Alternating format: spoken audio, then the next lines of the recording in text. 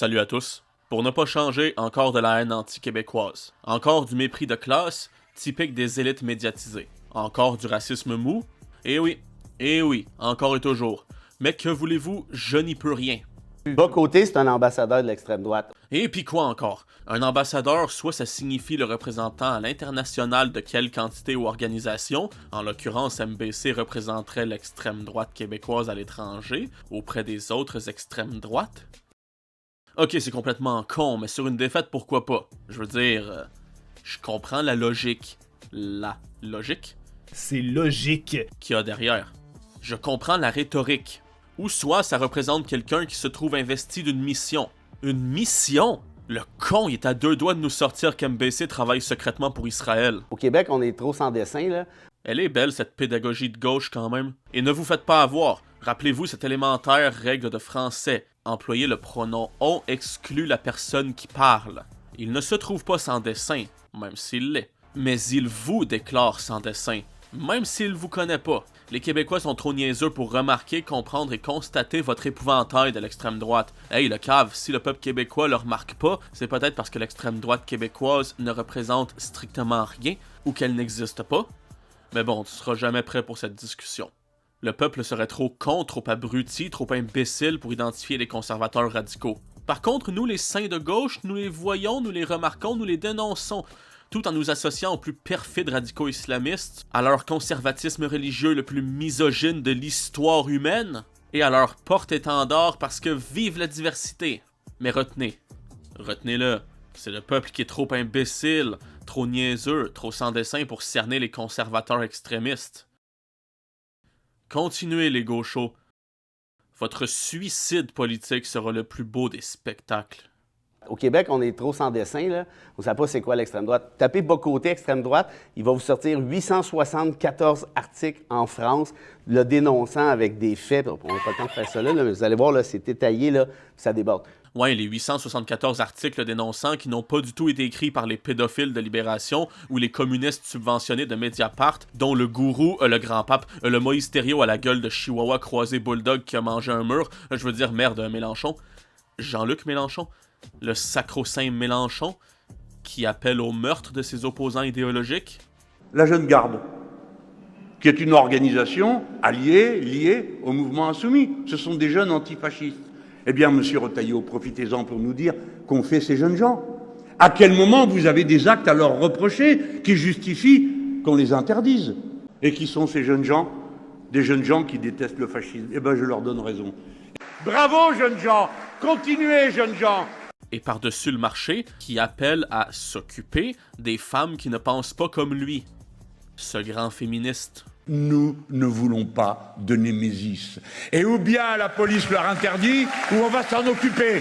Ce qui fait que tes 874 articles biaisés enfonce-toi les dans la gorge puis étouffe-toi avec. Ce qu'il dit au Québec, c'est pas ce qu'il dit en France. En France, sur CNews, c'est la chaîne de Bolloré qui est un facho.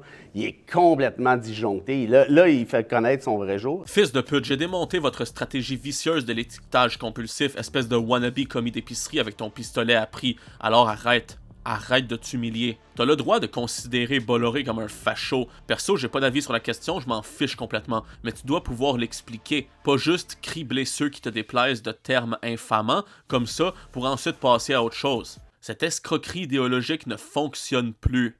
Mais qui est ce connard? Ce connard! Cet énième connard qui nous méprise. C'est Frédéric Bérard, un avocat.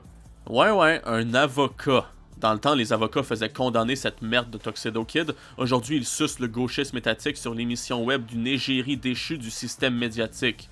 Merde. On n'a plus les hommes de droit qu'on avait fut un temps. Puis déjà, être avocat au 21e siècle, ça devrait suffire à invalider toute opinion, par essence délirante ou populiphobe. Être avocat à l'ère du laxisme racialiste, c'est être une énorme salope, en fait. Mais... Comme notre époque et notre système entriste s'entêtent à croire en la liberté d'expression sans standard de qualité d'expression, eh bien on est pogné pour endurer des merdes comme ça et débattre avec elles. Calice. C'est pour ça qu'on n'évolue plus, car les inférieurs sont traités comme nos égaux. Bon, à part faire le tapin devant des juges rouges, qu'est-ce qu'il fait de ses 10 doigts, notre bon avocat? Ah, c'est un auteur. Encore. Pourquoi de toutes les merdes gauchistes dont je traite, il faut toujours que les rapaces d'éditeurs systémiques se ruent dessus pour empoigner de leurs serres crochues, leurs médiocres éditoriaux et en barbouiller les étals des librairies? On n'a pas mérité ça. Mais qu'est-ce qu'il a écrit notre bon Jack? Pas des chefs-d'œuvre littéraires, ça c'est certain, contrairement à moi. Une chier d'infects essais. Un torchon où, comme tous les humanistes naïfs, pléonasme, il mélange absolument tout et chie sur le populisme. Un opusculé cocide. On a quand même rasé d'innocents arbres pour imprimer tes pamphlets, Bédard. Faut croire que la nature t'est moins importante que ton portefeuille après avoir grassement lessivé à chaque rentrée littéraire les gauchos prêts à lâcher quelques deniers, comme à un mendiant insistant, pour tes livres qu'ils ne liront jamais, comme tous les tabarnaks d'essais de gauchistes qui font juste prendre la poussière, sur les bibliothèques Ikea des candoles du plateau Mont-Royal qui votent pour Manon Massé la moustachue parce qu'elle est moustachue, puis qui prétendent écouter la musique de la classe Safia Nolin pour se donner un genre et se prétendre pro-diversité corporelle, hein, n'est-ce pas? Voilà. Dans lequel il nous parle, roulement de tambour, du grand remplacement. Ben oui, c'était sûr. Mais c'était sûr, en fait! C'était sûr! Tout en parlant cette espèce de gauchiste disjoncté de populo-raciste. Comme si ça voulait dire quoi que ce soit, surtout venant de lui. T'es un pion du système, Bédard. Ne l'oublie jamais. Bérard. Je m'en calisse. Non, je ne te respecte pas. Bon, y a quoi d'autre? Ah tiens, un gauchiste qui ose nous parler d'homme de paille. Le culot. La bêtise insiste toujours. Effectivement, Bédard. Et pour preuve, la bêtise insiste et te publie encore et toujours. D'ailleurs, le racisme systémique n'existe pas. Un autre torchon rouge au Roland de charge contre le peuple véritable. Merde, Bérard, t'es vraiment en train de me rendre favorable aux autodafés. T'es rendu compte de ce que tu fais? Arrête-toi, un moment, regarde-toi dans la glace. Bon, qu'est-ce qu'on trouve d'autre? Attends, quoi? J'accuse les tortionnaires d'Omar Kader. J'accuse? T'accuses rien, tas de marde.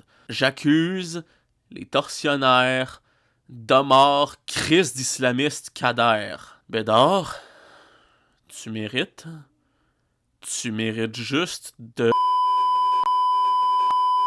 être à ce point complaisant envers des putains d'islamistes sales établis en Occident, des radicaux proches de Ben Laden, faut vraiment être un tabarnak de névrosé masochiste. On a des sales gauchistes! Sais-tu, Bédard, que les islamistes t'aiment pas? Qu'ils vont te tuer à la première occasion? Ça te sert à rien de les défendre. Je te laisse méditer là-dessus, en espérant que le choc émotionnel de cette révélation te pousse pas à la dépression puis au suicide.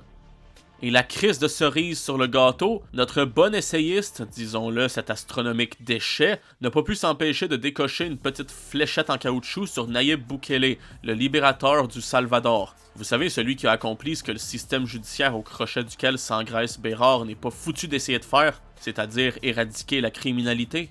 Bukele, le dictateur le plus cool du monde, en tout cas du moins selon lui-même. Et selon le peuple qui l'a libéré, crise de tas de marde. Bérard, tu détestes non seulement ton propre peuple, que tu méprises sur toutes les pages de tes tabarnaks d'essais et à longueur de podcasts soporifiques, mais tu détestes aussi les peuples étrangers, libérés de la tyrannie criminelle que tes magistrats affectionnent tant. Qu'est-ce que tu penses du peuple iranien qui hurle son désir d'émancipation en ce moment même? Qu'une bande de merde de fachos d'extrême droite islamophobe, c'est ça? Ta seule existence est un argument en défaveur de la liberté d'expression. Procurez-vous les romans du meilleur écrivain indépendant de tout le Québec. Bye.